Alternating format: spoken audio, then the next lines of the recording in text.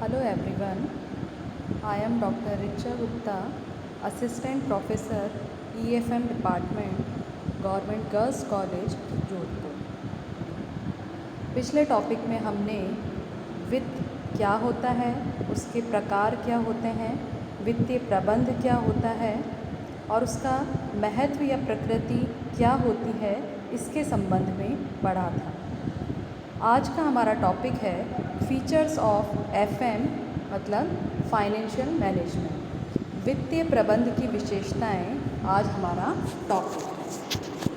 वित्तीय प्रबंध की विशेषताओं में यदि हम बात करें तो हमारा सबसे पहला पॉइंट है it is a part of business management. वित्तीय प्रबंध व्यावसायिक प्रबंध का ही एक भाग है या एक अंग है।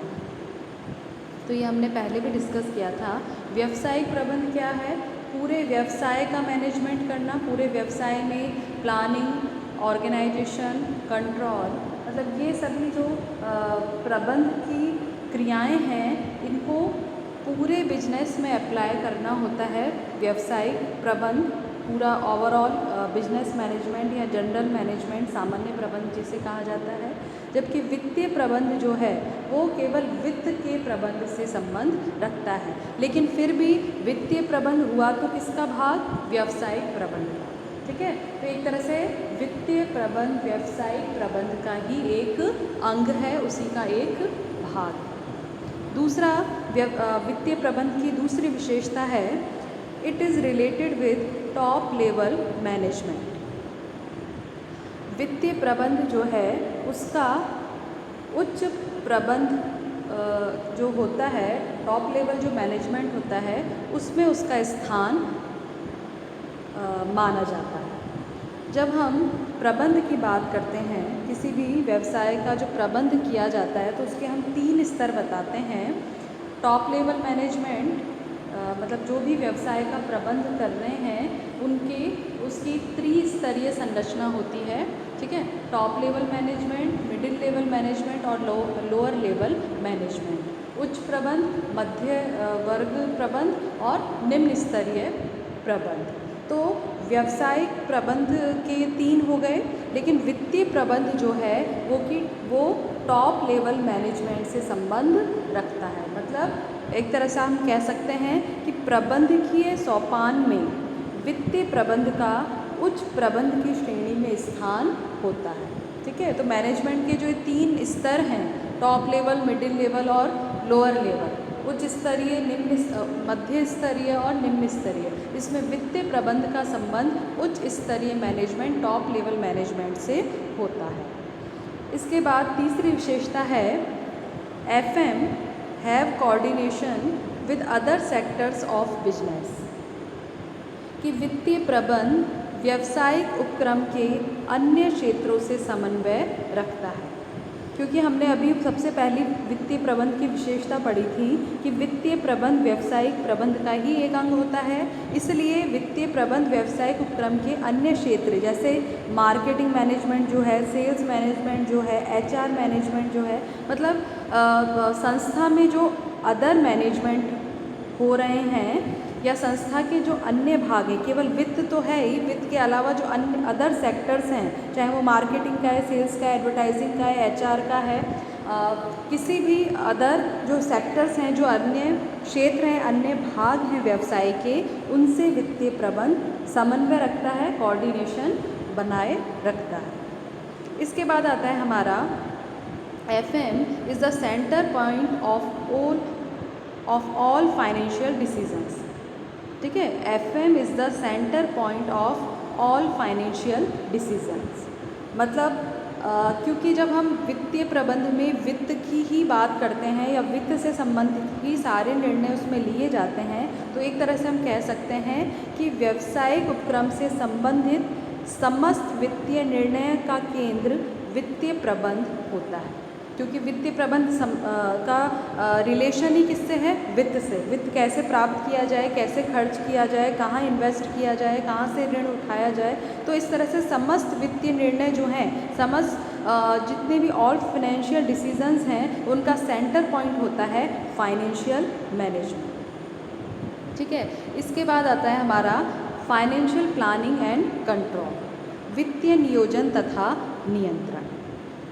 तो ये अभी हमने देखा कि व्यावसायिक उपक्रम किसी भी व्यवसाय के वित्त से संबंधित जो भी निर्णय हैं, जैसे वित्तीय नियोजन है, फाइनेंशियल प्लानिंग करना है कि भाई हमें कितना वित्त चाहिए, किन साधनों से चाहिए, कितने समय के लिए चाहिए।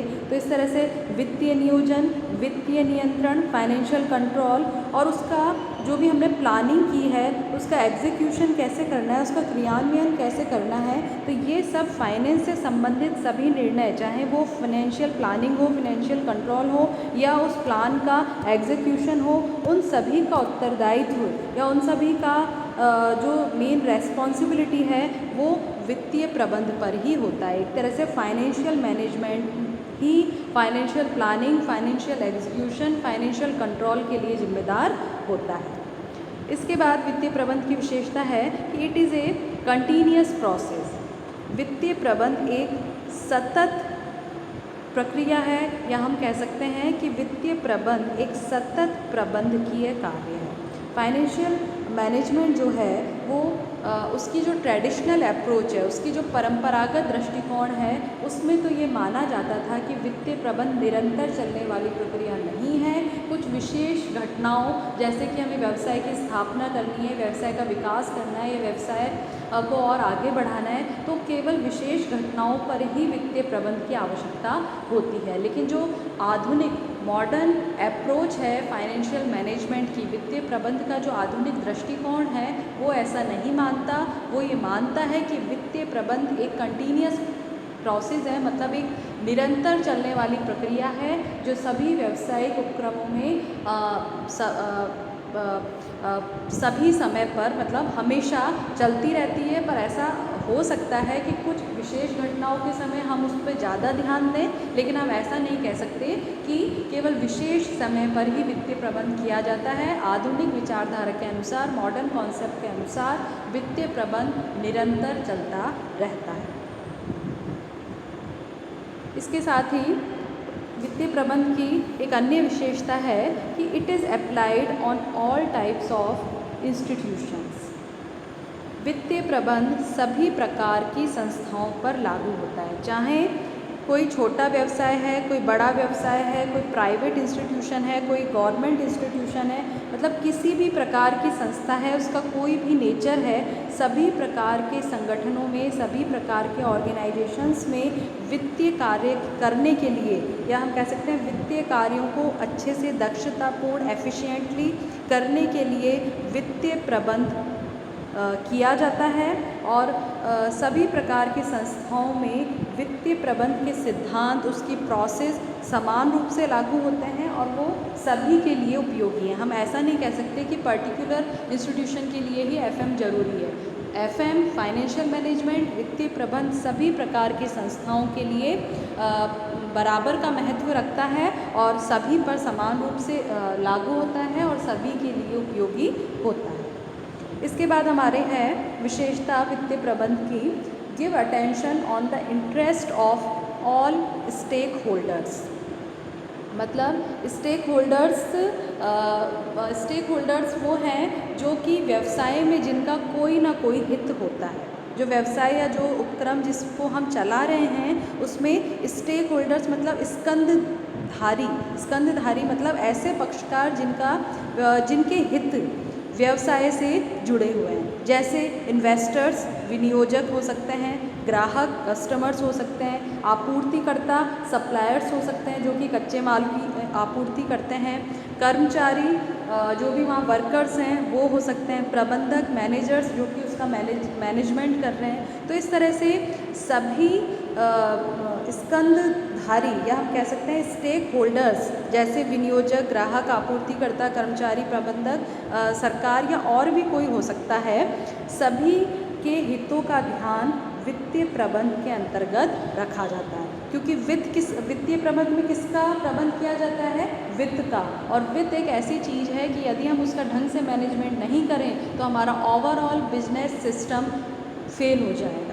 तो यदि वित्तीय प्रबंध हमारा कुशल है तो सभी का हित, सभी पक्षकारों का, ऑल स्टेक होल्डर्स का जो इंटरेस्ट है, जो कि व्यवसाय में अपना हित रखते हैं, उनके हित भी सुरक्षित रहेंगे। इसके बाद है FM increase the goodwill of the business. वित्तीय प्रबंध किसी भी संस्था जो है उसका वेल्थ मैक्सिमाइजेशन, उसकी संपदा को तो अधिकतम करता ही है, उसके साथ साथ किसी भी उपक्रम की साख में वृद्धि, उसकी गुडविल बढ़ाने में भी वित्तीय प्रबंध की भूमिका होती है। क्योंकि यदि हम अच्छा वित्तीय प्रबंध करेंगे तो सभी पक्षकार जो स्टेक होल्डर्स हैं उनको भी व्यवसाय से फ़ायदा होगा। जब उनको फ़ायदा होगा, उनका वेल्थ मैक्सिमाइजेशन होगा, तो व्यवसाय की गुडविल भी सोसाइटी में बढ़ेगी। तो increase in goodwill of business in the society में भी FM की भूमिका महत्वपूर्ण है। इसके बाद है सिंपल एंड प्रैक्टिकल। वित्तीय प्रबंध जो है उसके सिद्धांत इतने कॉम्प्लिकेटेड नहीं होते हैं, उसके सिद्धांत सरल और व्यवहारिक होते हैं, जिन्हें आसानी से लागू किया जा सकता है और उन्हें समझा भी जा सकता है। इसके बाद वित्तीय प्रबंध की विशेषता है एनालिटिकल, मतलब विश्लेषणात्मक। ठीक है, वित्तीय प्रबंध में वित्त का प्रबंध करने के लिए विभिन्न प्रकार की तकनीकें, टेक्निक्स काम में ली जाती हैं। उसमें परिमाणात्मक और विश्लेषणात्मक दोनों ही प्रकार की विधियों का प्रयोग किया जाता है। मतलब हम क्वांटिटेटिव मेथड्स भी यूज़ करते हैं और उनका विश्लेषण भी करते हैं। जो रिज़ल्ट हमारे क्वांटिटेटिव मेथड से निकलते हैं उसको पहले एनालाइज करते हैं, उसके बाद हम किसी डिसीज़न पर पहुंचते हैं कि हमें इन्वेस्टमेंट करना है, यहाँ हमें इन्वेस्टमेंट करना है, नहीं करना है, ये प्रोजेक्ट हमारे लिए यूज़फुल है या नहीं है। तो इस तरह से वित्तीय प्रबंध परिमाणात्मक और विश्लेषणात्मक दोनों ही तरह का है। उसकी प्रकृति मतलब क्वांटिटेटिव एंड एनालिटिकल सभी प्रकार की टेक्निक्स वित्तीय प्रबंध के अंतर्गत काम में ली जाती हैं। और लास्ट हमारा फीचर्स है FM का, help in gaining maximum profitability. FM या वित्तीय प्रबंध हमें अधिकतम लाभदायकता को प्राप्त करने में भी सहायता करता है। क्योंकि यदि हम देखें तो वित्तीय प्रबंध का मुख्य उद्देश्य या मुख्य आधार क्या है, वित्त के साधन है ना, सोर्सेज ऑफ फिनेंस, उनको पता लगाना और वित्त के उपयोग कहाँ हमें यूज़ करना है। एक तरह से वित्तीय प्रबंध क्या करता है, एक मैच बिठाता है वित्त के साधनों या वित्त के स्रोतों और वित्त के उपयोगों के बीच में। और उसको ये मैच इस तरह से बिठाना होता है कि व्यवसाय में न्यूनतम जोखिम या न्यूनतम लागत पर हम अधिकतम लाभ प्राप्त कर सकें। तो इस तरह से वित्तीय प्रबंध की विशेषताओं की हम बात करें तो यही है कि वित्तीय प्रबंध सभी प्रकार के संगठनों के लिए आवश्यक है। वित्तीय प्रबंध एक निरंतर चलने वाली प्रक्रिया है। वित्तीय प्रबंध से व्यवसाय को बहुत अनेक प्रकार के लाभ होते हैं। वित्तीय प्रबंध सिंपल है, प्रैक्टिकल है, एनालिटिकल है और एक तरह से क्वांटिटेटिव। सभी प्रकार की तकनीकों का प्रयोग करके हम वित्तीय प्रबंध के अंतर्गत व्यवसाय को न्यूनतम जोखिम या minimum cost per maximum profitability व्यवसाय अचीव कर सके, इस प्रकार के प्रयास हम वित्तीय प्रबंध के अंतर्गत करते हैं। अब नेक्स्ट टॉपिक या नेक्स्ट क्लास में हम वित्तीय प्रबंध के क्या कार्य होते हैं उसके संबंध में पढ़ेंगे।